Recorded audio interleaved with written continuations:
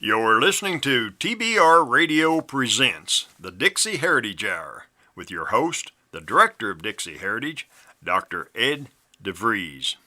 The Dixie cam on today, at least for the beginning of the broadcast. It won't stay on for the entirety of the broadcast.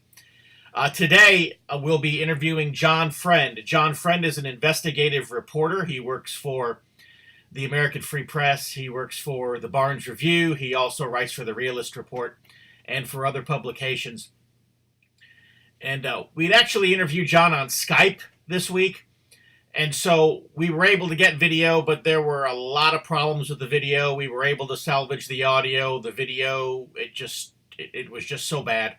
So many problems with the video. We've decided to go with an audio-only version of that interview for today's broadcast. But the reason I've cranked up the Dixie cam for the introduction is because I want to show you our new golden microphone. This is the Dixie Heritage golden microphone, or the golden Dixie Heritage microphone. Those of you who are Rush Limbaugh listeners, you know that Rush is always talking about the golden EIB microphone. And so I decided to shoot an email out to Rush and ask him, I said, just where do I get a golden Dixie Heritage microphone? The answer, eBay. They're $16.48. And this was shipped in from South Carolina. And it's a beautiful microphone, is it not? And it's got a little tripod here. It's a professional quality microphone. Let me just say I love this thing. You may have noticed in some of our other DixieCam presentations, some of our other video interviews, that there was a off-syncing of the audio and the video. That had to do with the microphone I was using. If I used the computer's built-in microphone, I obviously had a problem. The audio and video would be in sync, but the audio was horrible. It just picked up too much background noise. It was too hard to cut it out.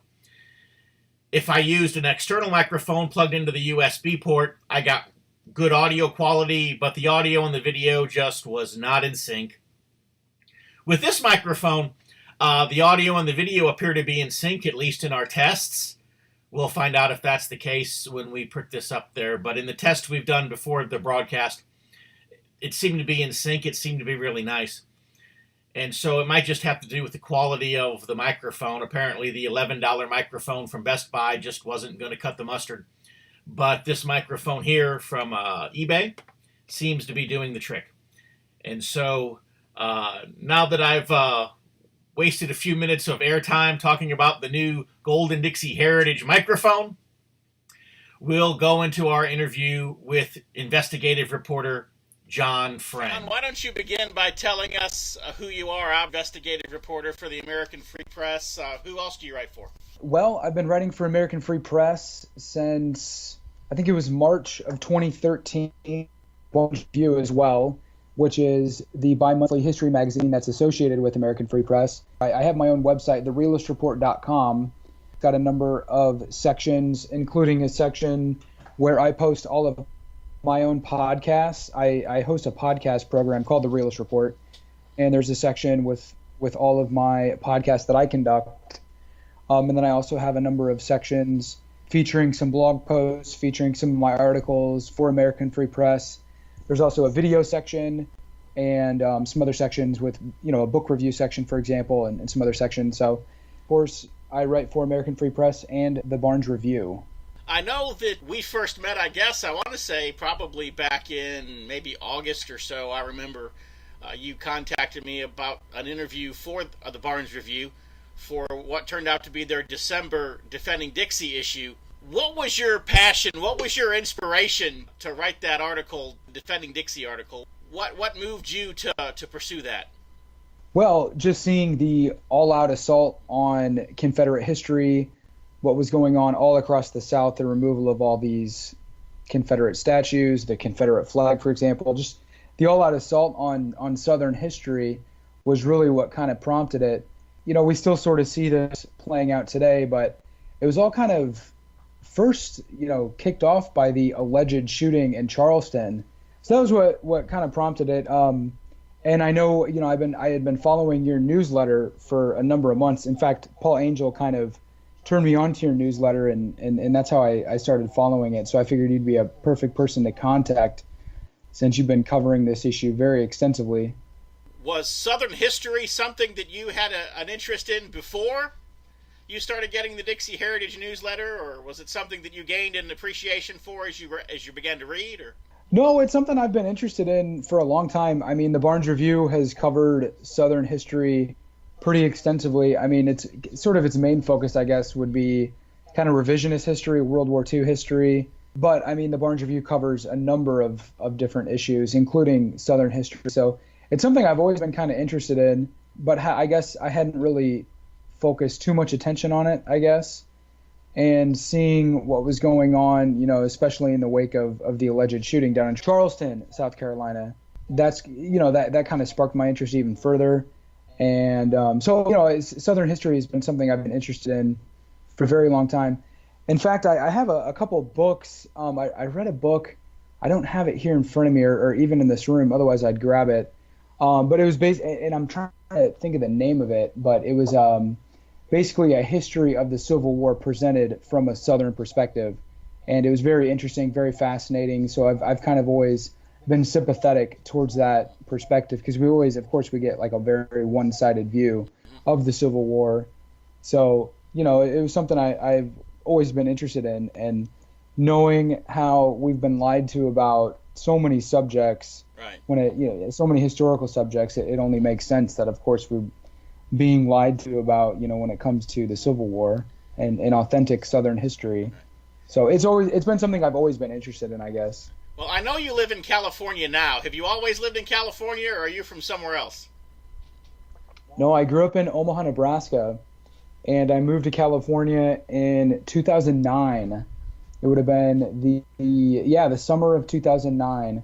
Okay. And I lived in, so I've been in Southern California for 9 years now. So then we can chalk you up to as being an addition to the list of Yankee converts. Yes. Yeah. Okay. Yeah. No, I wouldn't consider. No, I'm not a Southerner. I mean, I grew up in Nebraska, so I still have a lot of sympathy and loyalty to the state of Nebraska. But you know, I've been in California for 9 years, so I kind of feel like they're sort of both my homes now, I guess. Okay. I don't know if I'm going to stay in California my entire life, but it's kind of a crazy place to be. I mean, there's a lot of good things. There's also a lot of bad things. I mean, it's a great place to live as far as the weather's concerned, scenery. There's lots to do, lots to see, but it's very expensive, and there's a number of problems. It's very overcrowded. It's dirty a lot of places. There's tons of immigrants everywhere, and just people from all over the world, really. So it's kind of a crazy place to be, but we'll see what happens. I'll probably be out here for a few more years anyways. I don't know if I'm going to spend the rest of my life out here. I know California is the only place I've ever been where I could go skiing and to the beach in the same day. Yeah, exactly. I mean, that's what it is. It's great in that respect. There is a lot to do, a lot to see. It's very beautiful, a lot of places anyways. And yeah, you can do a lot. You can, as you said, go skiing, you can go to the beach. There's mountains, there's rivers even, lakes, you know, it's nice. I like it in that regard. Different than Nebraska for sure. I lived in Kansas for a couple of years. If you think there's a lot of nothing in Kansas, I drove up to Nebraska one day, and that was really a lot of nothing. Once you get past Omaha, there's just nothing. Yeah, it's mostly farms. Yeah, not a whole lot going on for sure. You're right. I remember it was the middle of winter. It was the middle of the night, and my cell phone didn't work. I just didn't have any service. And I just kept going and about every 40 or 50 miles, there would be a little town. And it would have one gas station in it, but it would be closed because it was the middle of the night. And it must have just been the grace of God that I was able to drive about 200 miles on 150 miles worth of gas and make it to a gas station and not get stuck in the middle of nowhere in 5-degree weather. Where were you taking Interstate 80? I was taking a state highway. I was going from Wichita to South Dakota. Oh, okay. And so I was running right up the middle of the state. And so I was headed north on a little 2-lane highway up the middle of the state. It's a pretty state, there's again, it's very different than California, obviously, but there's also a lot to do. It's very outdoorsy. There's no mountains, but I grew up fishing and hiking and camping and stuff like that. So there's a lot to do in the Midwest. It's just very different than California for sure. So was it your work that took you to California then? Yeah. I moved out here for a job. Yep. Right after I graduated college. Not right after, but shortly after anyways. And then I've pretty much just been here ever since. I don't know if you heard what happened today, but I kind of want to get your thoughts on it. It's not really on topic, but it's of interest, and so I'm curious. Did you hear that Hope Hicks resigned today? Yeah, I saw that. For a lot of like the political, I follow The Hill, and I'll get their like email notifications of all their stories and whatnot. And yeah, I saw that in The Hill that Hope Hicks had resigned, and she was spokeswoman, I believe, for Trump, and she worked on his campaign as well. So she's been running the daily press briefings, and actually she's done a pretty good job of keeping the news media in check and toned down. I don't know who's going to do that for Trump now. Was it toward the end of the week, she was drug in front of the Mueller tribunal. Right. And most of the questions that she was asked, she simply refused to answer. And her attorneys basically let Mueller know that she was under instruction from the president not to answer questions. She really didn't have any involvement in anything. Most of the information that she wasn't in a position to know what might or might not be classified or what might or might not be privileged and so forth. And so the president had just told her to just consider everything privileged and not to answer any questions. And so I'm going to guess that they leaned on her, and maybe that was the deal that they cut with her, that they wouldn't pursue prosecution of her if she would just quit her job. That's my guess. That's not the official story, but that's my guess as to how it played out. Right. That makes sense. And of course, this was even before my time. I'm 45 years old. And so when this was happening, I was 1, 2, 3 years old. And you're a little younger than I am, so this is before your time, but I know you're a student of history. They're doing to Trump what they did to Richard Nixon. Mm-hmm. One by one, they're taking out everybody around him. They're taking out the Joint Chiefs of Staff. They're taking out the cabinet members. They're taking out the senior staff. I don't know how many chiefs of staff Richard Nixon went through. Richard Nixon went through, I believe it was 4 vice presidents during the 7 years that he was in the White House. And so they took out everybody around him, and then there was nobody left to stand with him. And then he finally resigned. It took him 6 years to get to that point, but that was what they did to Nixon. And I think that's what they're doing to Trump. I think, they took Michael Flynn out, they took Sean Spicer out. They've just been knocking out people. Yeah. And they're going to take everybody around Trump out, and then he's going to be sitting there all by himself. And I don't know. Although I don't know that he would resign like Richard Nixon did. He would probably fight, but I have a feeling at that point his fight would be more like Custer's last stand, but call it Trump's last stand. Yeah, no, there's no doubt. I mean, I sort of jumped on the Trump train early on, really just because he was so different than any other politician I had really ever seen. At least in my lifetime, he's saying a lot of good things, especially when it came to immigration. Just putting America first in general, that whole America first populism was very refreshing. It was very good. There were some things that I would disagree with, and I still do. But I think overall what he's done has been very good. The way he has really exposed the media and called out the media as the fake news, which they most certainly are. We've just seen the way that ever since, even before he got into office, but certainly since he's been in office, there's just an all-out, attack on the man. They're openly trying to undermine his administration.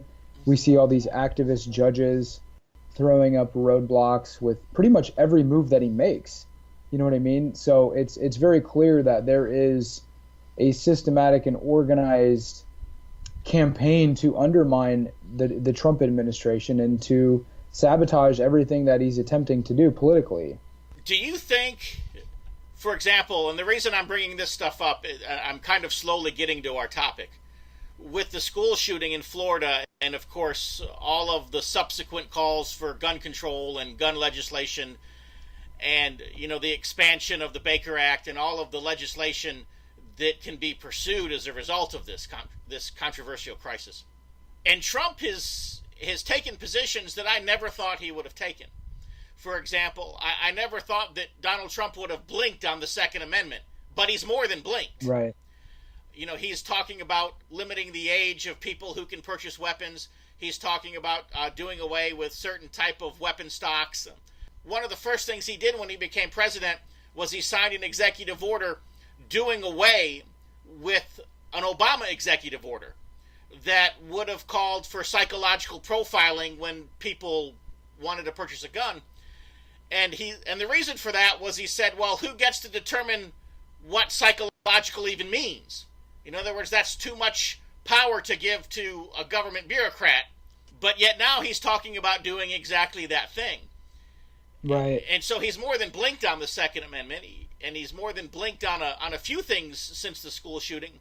And part of me wonders if he would be stronger, if he would be more strong in his stance, if it weren't for this Mueller investigation. I wonder if this Mueller investigation, you can only fight a war on one or two fronts. And you can only be offensive, if you will. You can only be strong in one or two places. And the fact that he's constantly having to play defense with this Mueller investigation and fight a war on that front, it makes me wonder if it weren't for that Mueller investigation, if he would take stronger stands.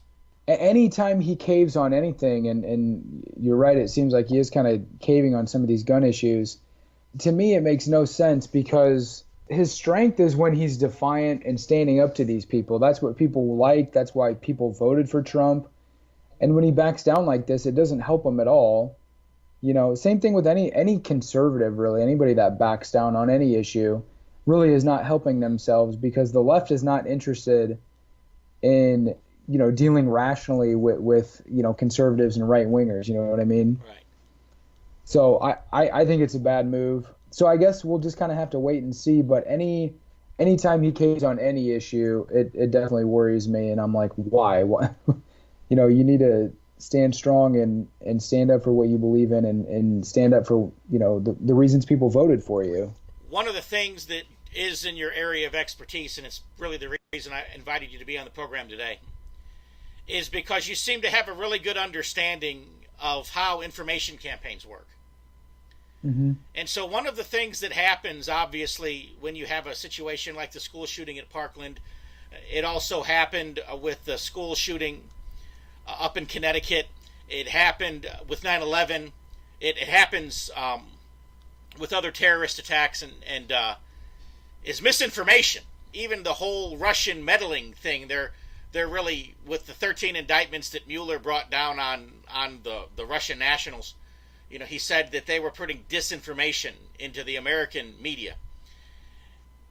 And so sometimes the media just gets it wrong because they have a leftist agenda and they're pursuing it. And so everything has to fit into their box. I know Paul Angel and I were talking the other day, and that's what he was saying, that there are many in the media that they are doing everything that they can to make this Parkland shooter into a neo-Confederate, neo-Nazi, white-hating racist. And the bottom line is the kid just doesn't fit that profile, and they're twisting him like a pretzel to try to get him into it, even though it's just not there. And so sometimes the disinformation is just the media following its agenda. But a lot of times the media doesn't get it right because there are only God knows how many sources intentionally polluting the stream with misinformation. So kind of explain how the misinformation campaign works and how that ends up getting into a story like this. The case with, right off the bat, I think this happened, this most recent shooting happened, I think it was on Valentine's Day, if I'm not mistaken. Yes. Which I think was a Wednesday. Yeah, it was a Wednesday. The very next day, the ADL and the SPLC had put out press releases saying that the alleged shooter was tied in with an organization called the Republic of Florida, I think it's called. And I tried calling these guys up. They had a website. They still do have their website up. And it's got like a a 24-hour hotline they say that you can call. And I was calling them and calling them and calling them, trying to, because apparently the ADL did talk to a representative of this organization, and he kind of went along with it and later backtracked on it. And the whole story turned out to be totally fake, that this alleged shooter was hooked up with this Republic of Florida, which is kind of like a white nationalist, separatist type organization that's working to establish some sort of like white ethno-state in Florida, from what I understand. And I don't really know a whole lot about the organization. They could be entirely legitimate. I really don't know. I did try contacting them, and I was going to try to interview them and get their take. How did this come about? How did this idea get out there? This narrative get out there? And it certainly did, and it was repeated all throughout the media, all day, Thursday and even Friday, until they started backtracking it. And most people aren't following the news that closely, so they see that headline, and they immediately have that association. Oh, this shooter was tied in with this quote-unquote neo-Nazi white nationalist group or whatever. And later it turns out that that's not even true. But people don't hear the retraction and the clarification of what actually happened. So I think that's a big thing, is just getting the narrative out there right from the get-go.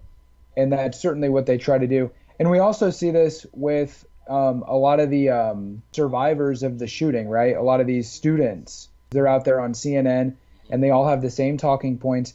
And see, that's the thing that always strikes me when these major high-profile events happen. And this one in particular was very obvious to me. Because, the next day, Thursday, Friday night, I was watching just CNN. I went on CNN's official YouTube channel, and it was just watching their coverage and their interviews with these alleged shooting survivors. And it was just totally unbelievable. These people are up there, and they clearly have these scripted talking points. In a lot of the videos, these students are saying that they thought it was a drill, and they were told that there was going to be people playing like they were dead, and there was going to be people playing like they were sheriffs running in and stuff like that. So they were even saying this in the interview, how they thought it was a drill, and then all of a sudden they realized it wasn't a drill. At least that's what they said. So it's very bizarre. I don't know exactly how they do it, but it's very clear that a lot of these students that are, have these high profiles in the media now. There's a guy, one of them is Dave Hogg, I think is his name. And there's another young Mexican female, Emma Gonzalez, I think is her name. These are the people that you see in the media. They're on CNN. They're on all the major news outlets. And again, they're all calling for gun control. They all have the same talking points. It's all very emotional. It's all very scripted. It just seems scripted. That's on face value, you watch what they're saying, and it seems like they're reading a script. And there's a lot of people saying this, a lot of people noticing this. In fact, a spokesman for some Florida representative even told the media that, yeah, these people are actors. And he got in trouble, and he ended up getting fired from his job. But so, to me, a lot of people are starting to recognize this because it's so obvious. I'm looking at an article here in The Hill, and it's about how these teen shooting survivors are leveraging their huge social media followings for gun control. So I mentioned this guy Dave Hogg, and the Emma Gonzalez, another one.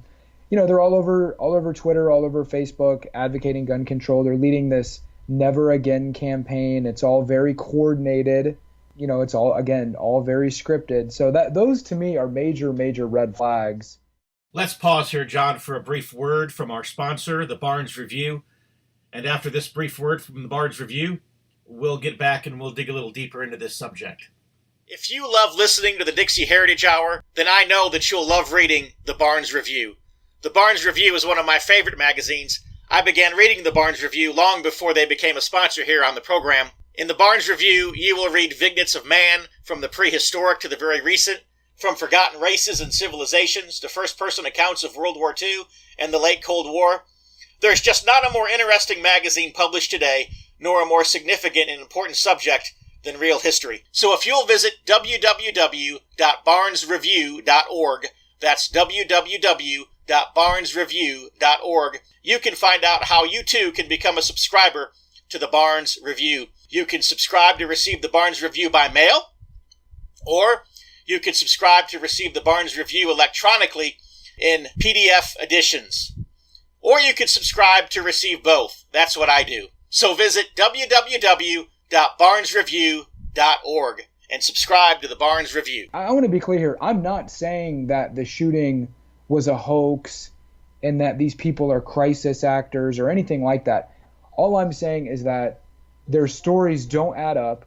If you just go and watch some of these videos on CNN, again, from CNN's official YouTube channel, and these were broadcast on national television, if you just listen to these people and ask yourself, does what they're saying even make sense? It really doesn't. I mean, I wish I had more time to where I could go through and like play the video and stop it and comment on it and kind of break it down, you know what I mean? Because you easily could. And it's so obvious that they have an agenda. They certainly have a narrative that they're promoting. And to me, these are huge red flags in how these operations work. So do you think that CNN is literally finding the people who will read their script? Or do you think that they just, if you ask somebody enough leading questions and then edit out 20 minutes worth of stuff, you can get 30 seconds, 45 seconds of dribble that sounds like what you want it to sound like? What do you think's happening? You know, that's a good question. To me, it seems like a little bit of both.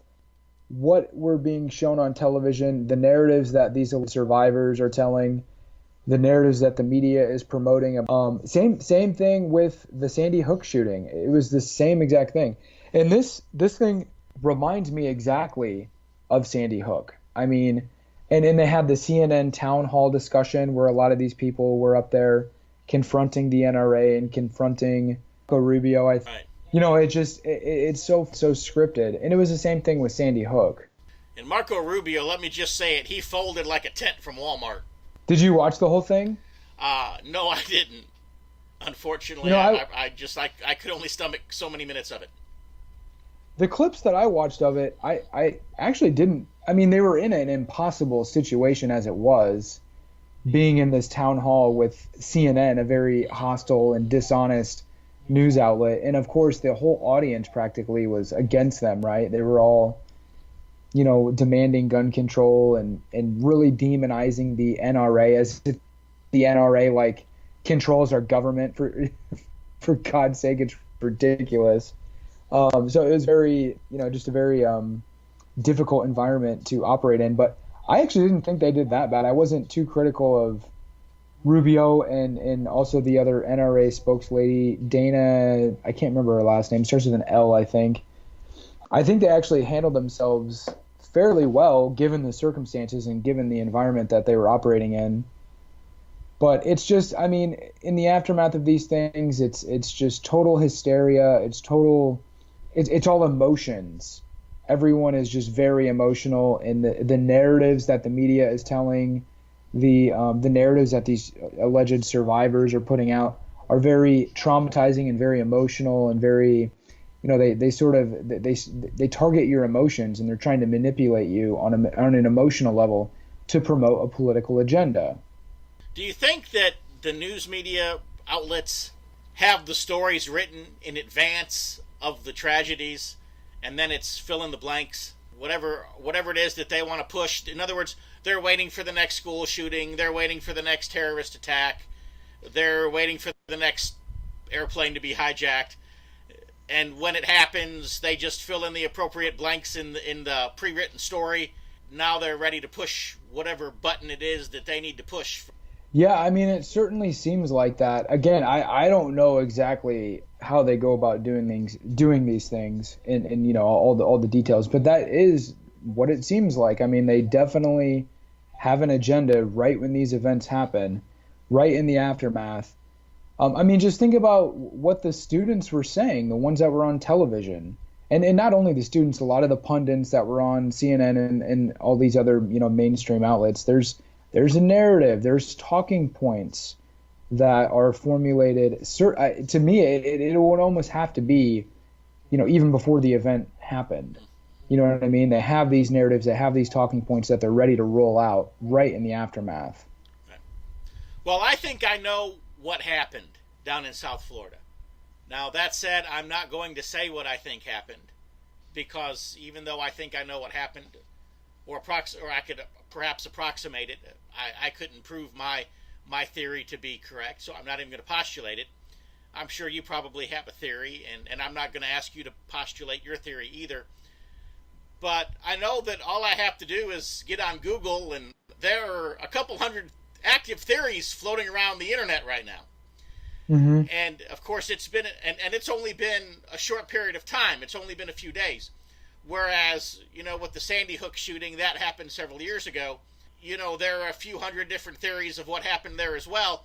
But, those theories seem to have taken at least months and years to be formulated. With this shooting, there are hundreds of ideas floating around out there.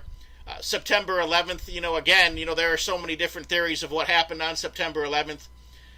The Kennedy assassination, there are so many thousands of different theories as to what happened with the Kennedy assassination. You would think that you would have one event, you would have, one set of documentation, be it law enforcement reports or any video that may have been shot, or, you only have so many eyewitnesses, you only have so many victims. In other words, there are only so many facts to work with. So how in the world does so many theories and so many versions of the story get circulated in such a short period of time? And how do you weed through hundreds of versions of the story and even try to determine which one may or may not be the real deal? Right. Yeah, no, that's a good question. And I think especially with the rise of the internet and, alternative media and people having blogs and social media accounts and whatnot, there are so many perspectives out there that you could spend all day and not even entertain half of them, right? I mean, on any given event. And I mean, I guess what I try to do is really just look at the most relevant data relating to a case. I mean, and when it comes to these high profile events, what is the evidence being presented to demonstrate that this actually happened? Really, all it is eyewitness testimony, largely anyways. I mean, a lot of the law enforcement officials and the people actually investigating what happened, they're openly saying that they're not going to release the video, they're not going to release the report, they're not going to release their investigation, it's ongoing, etc. So really the main thing we have to go off of is the eyewitness testimony. That's really the main source of information. And if you just investigate that alone, again, I was mentioning all of these CNN videos that we were watching right in the aftermath. I mean, if you're being a critical investigator and thinking objectively and just being honest, you can tell that what you're being told is not adding up at all.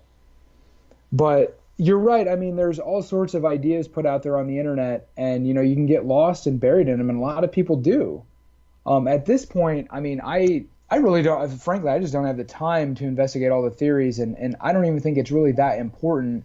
The main thing is that it's clear that there is an agenda being promoted and advanced, and what we're being told does not add up at all. And I try not to get wrapped up in it because it really can consume you. People spend hours and hours and hours doing research and trying to get to the bottom of these events. And I think that's good. If people want to do that, don't get me wrong, all the power to them. But at this point, I just don't find it too useful or advantageous to even get involved in all the details. Well, I'm going to say something, and some people might consider it insensitive, but I'll say it anyways. And it may prove your point, maybe it won't. My dad spent the entirety of my life, until he died, trying to solve the Kennedy assassination. Mm-hmm. I don't know how many copies of the Zapruder film that he had. And by that, of course, there was only one Zapruder film, but the film that I'm talking about. But he had found different shootings of that, different filmings of the parade and so forth from all the different angles. Mm-hmm.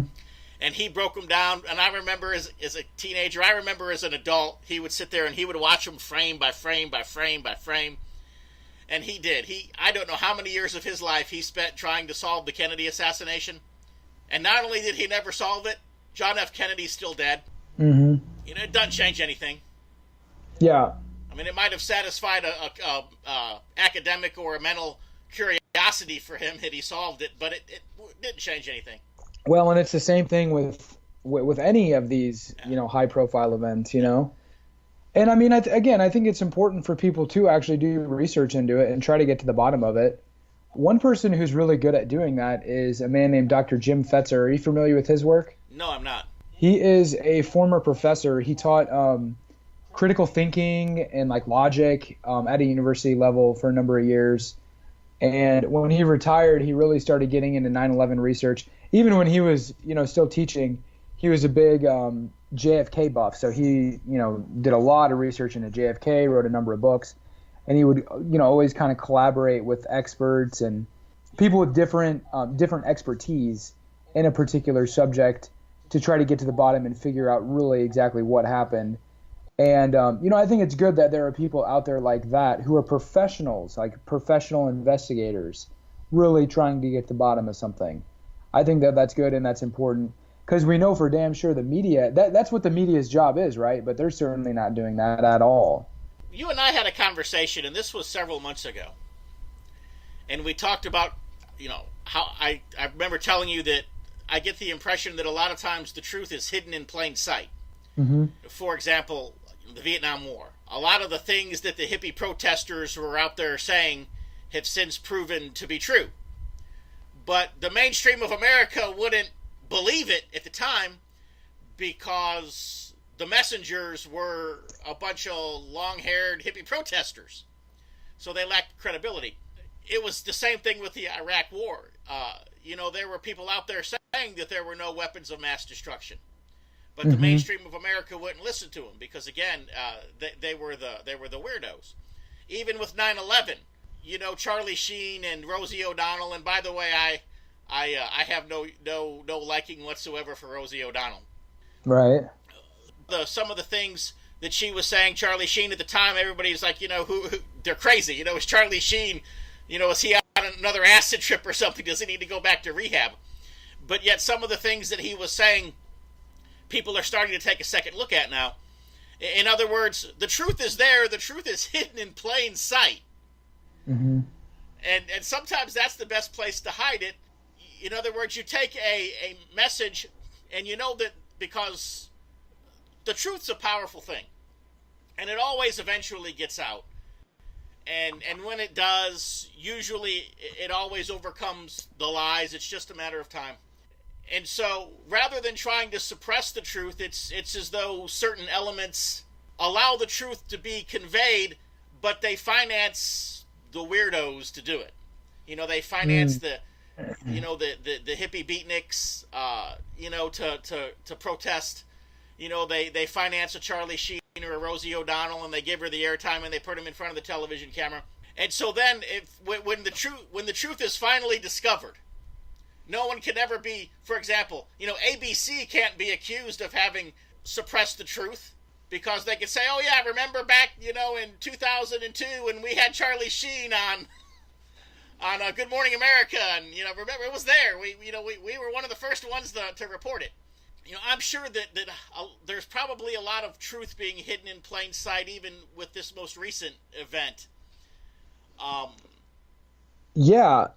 I think so, and I think, for example, when these shooting survivors, the kids that went to school there and allegedly witnessed all this, when they're sitting there getting interviewed by CNN and they're saying, "Oh, we thought it was a drill. We didn't realize that it was a real shooting," hints like that. It's almost like they're telling you that we're being deceived and that this event is not what we're being told. It's like they're almost admitting it. I think you're right about that. I think that there is an aspect of that going on.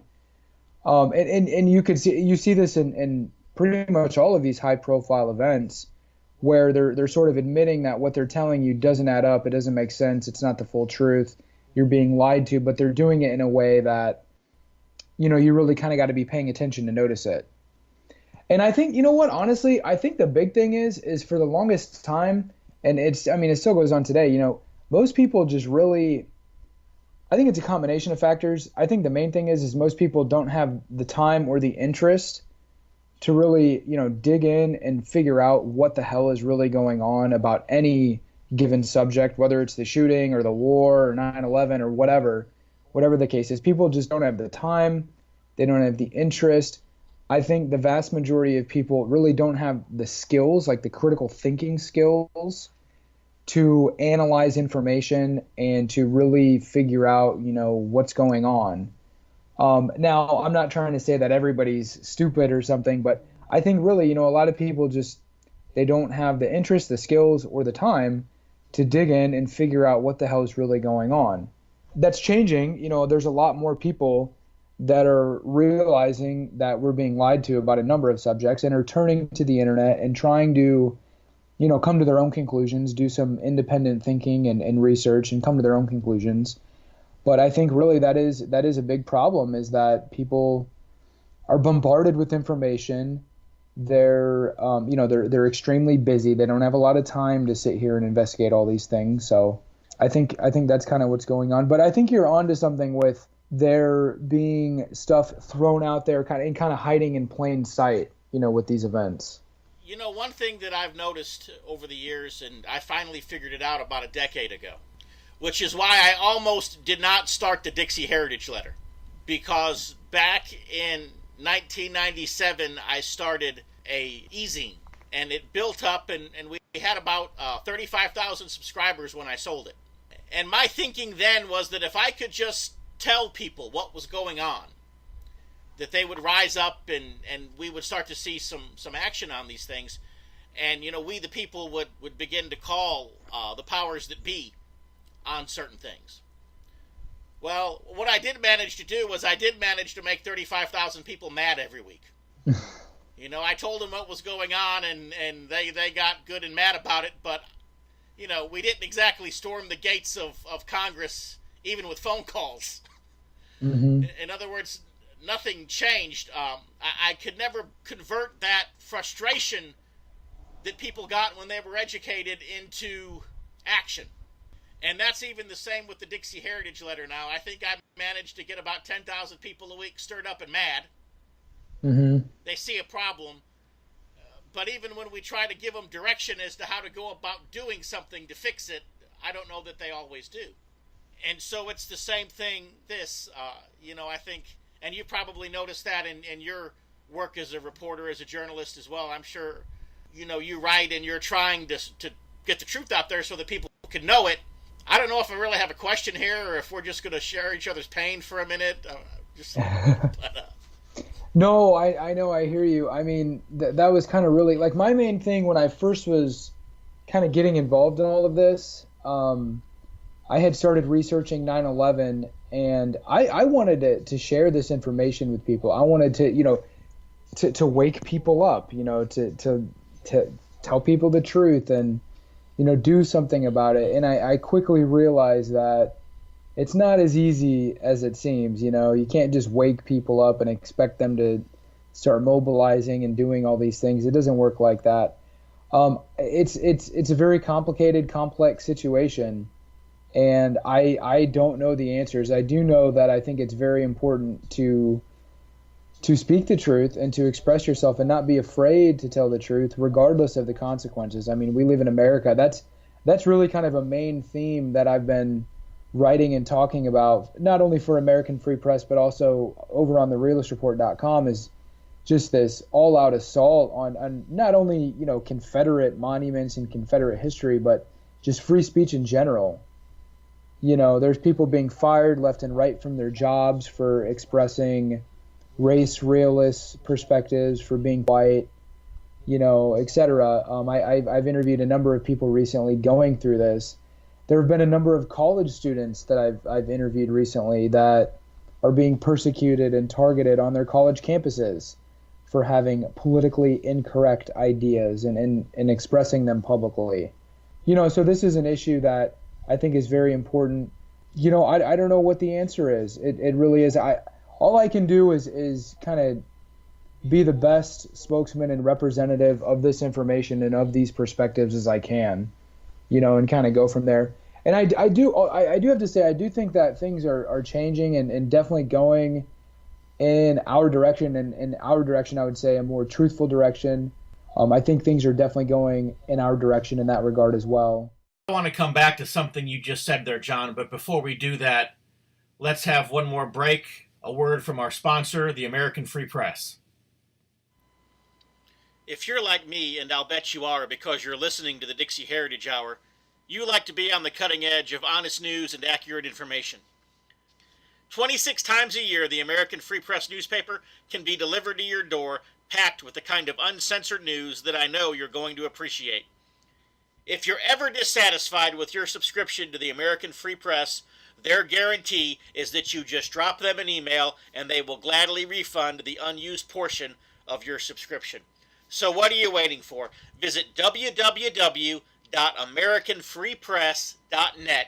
Once again, www.americanfreepress.net. Well, you had mentioned something a few minutes ago about people getting fired. And I remember not the last issue of the American Free Press, but the issue before that. You had written an article about a gentleman, I believe he was the city manager of a city in Maine. And kind of tell us his story just a little bit. The guy's name was Tom Kaczynski, I think is how you pronounce it. You know, he was a very... I interviewed him actually over on the realistreport.com. You can find it. I interviewed him for this story for American Free Press, but the actual podcast is up on my website. From what I understand, he was a very well-qualified candidate for the position. He beat out like 6 or 7 other people. You know, it seemed like he was doing a really good job. He was receiving praise from the town. He was the town manager in Jackman, Maine. And by all accounts, he seemed to be doing a pretty solid job. Local officials caught wind of the fact that he had a personal website and he had sort of pro-white race realist type views. And, you know, this is anathema in mainstream society, and there was a coordinated campaign to essentially get him terminated. There was a number of articles that appeared in the local press that were, again, designed to kind of target him. And it was brought to the city's attention, and of course the city caved and ended up terminating him. And this is typical. This has happened to so many people all across the country, including myself back in 2015. And it's something that happens, it seems like almost on like a weekly basis now, where something like this is happening, where either, you know, you're a student at a college, or, you know, you're just a regular worker and your employers find out about your views, and, you know, there's all sorts of controversy. And it just shows you how tyrannical of a society we live in these days, and how the First Amendment has essentially been rendered useless. It's been totally undermined and destroyed at this point. I mean, the First Amendment was designed to protect controversial speech, to protect the rights of people to criticize the government, to criticize those in power, positions of power and influence. That's exactly what you cannot do in American society today. You can't criticize certain people. You can't hold certain political and racial and historical perspectives without there being very serious consequences. And that to me is wrong. That to me is a total affront to everything that this country was founded upon. It's a total affront to the concept of the First Amendment and free speech itself. It kind of happened to you. What happened? Or I was also working for a local city government in a very low level, like administrative type capacity. He told me straight up that he was going to tell the city and approach the city and explain, you know, the fact that I have this website and I hold these views, etc. And that's exactly what he did. And the very next day I walked into work and they basically fired me. What they did was that they informed me that my employment with the city was being terminated, and that I either had the option to resign or to accept the termination. And I chose to resign in lieu of termination, essentially, is what happened. So it's very unfortunate, but I mean, it kind of goes with the territory. If you start writing and talking about some of the issues that I do in a very, in a public way, there's going to be consequences, which is tragic. I mean, it shows you the type of tyrannical society that we live in. Right. Where, I mean, I look at it and I'm simply expressing myself, presenting information, doing research, presenting controversial opinions and perspectives. Admittedly, I'm not trying to downplay that. I tell people openly, yeah, look, the stuff that I write and talk about is very controversial. I'm not expecting anyone to agree with me. I would never bring it up at work or bring it up in an inappropriate situation or context or anything like that. But at the end of the day, I have a First Amendment right. I have the right to set up a blog just like anybody else. I have the right to express myself and to do research and to use my own brain and to consider information and consider perspectives. I mean, that's really what we're doing, and there's nothing wrong with that. In fact, I wish more people would use their brain to start thinking about some of these things. And that's really what it's all about. And the fact that you really can't do that in America is a total tragedy. I mean, you can do it. It's not like we're getting arrested and locked up like some people over in Europe. I mean, if you question the official Holocaust narrative over in Europe, for example, you can get thrown in prison. If you criticize Jews or if you criticize Muslims in some European countries, you can get locked up and thrown in prison. It's absolutely insane. Well, if you criticize sodomites in Canada, you could get thrown in prison now. Exactly. Yeah. Well, and yeah, that's another one. You can't criticize the homosexual agenda, this transgender agenda. Just basically being politically incorrect in general is going to come with some consequences, which is very sad, and it demonstrates the soft tyranny ruling over the United States. Is an investigative journalist. We kind of discussed the process that the media is taking, but as an investigative journalist, whether it be the school shooting, whether it be an incident like 9/11, if it be a terrorist attack, what should the process be? In other words, what process would you use? What process should you use to get to the heart of a matter and to find the truth and to tell the story? In other words, tell us how to do it right. We know how the media is doing it wrong, but tell us how to do it right. I mean, I try to be as objective as possible. I try to consider all alternatives, all perspectives, weigh all the evidence, evaluate all the evidence, determine if a certain piece of evidence is in fact legitimate, or is it maybe somehow distorted or fabricated, as we see in a lot of these cases. So it definitely does take some work, but I think that's really what it's all about, is using logic, using critical thinking, using the trivium to analyze information, to analyze evidence, to analyze different perspectives and viewpoints. So that's certainly what I try to do, and not jump to conclusions right away, not run with a certain sort of pre-planned narrative like we see what the media does. I mean, the media is not at all, generally speaking anyways, the media is not at all interested in investigative reporting. It's simply, it's clear, it has an agenda, it has a narrative that it runs with every single time. That's really what it's all about, is using logic and critical thinking to evaluate information and coming to your own conclusions. I'm going to ask you a speculative question.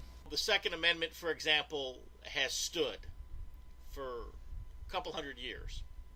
But we see, as you've talked about for the last several minutes, cracks in the First Amendment. Do you think that the Second Amendment will withstand this most recent event, or do you think that we finally come to the place where the cracks are going to start widening in the Second Amendment, just as they have been in the First? I think that we will be fine, and the Second Amendment will remain intact.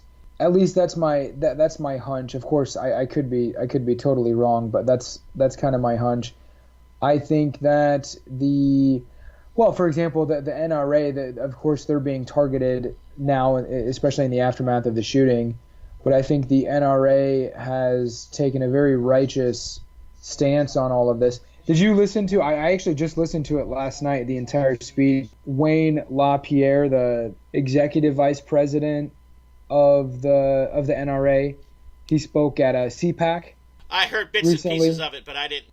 It was a very good speech, and of course, the radical left are freaking out because he called out specific individuals by name. For example, he called out George Soros and a number of other left wingers who, are very adamant about destroying the Second Amendment. I don't think it's going to happen. I really don't think it's going to happen.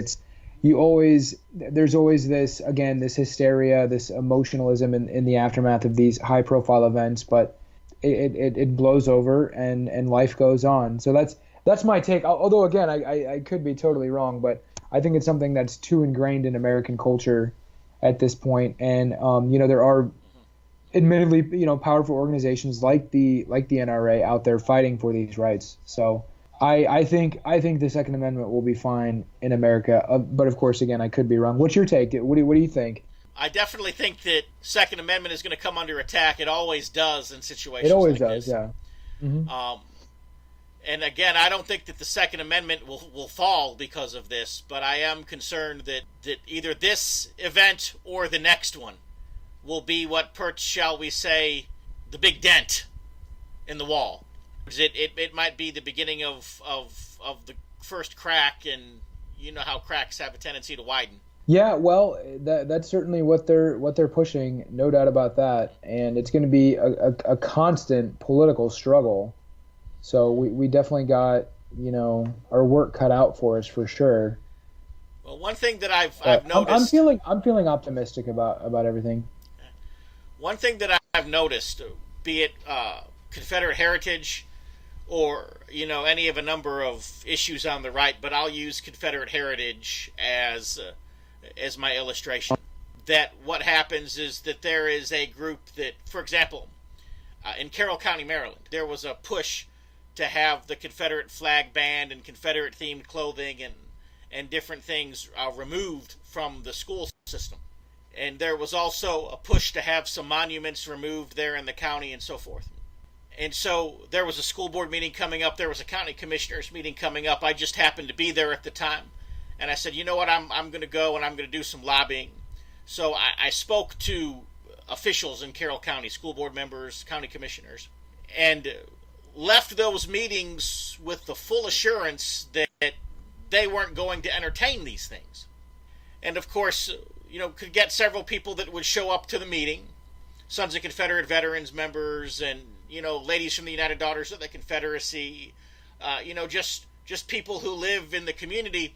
And they were able to show up, and they were able to voice their opinions. They were heard. Of course, the commissioners, the school board members, they basically said what we knew they were going to say, which was that they weren't even going to entertain these proposals.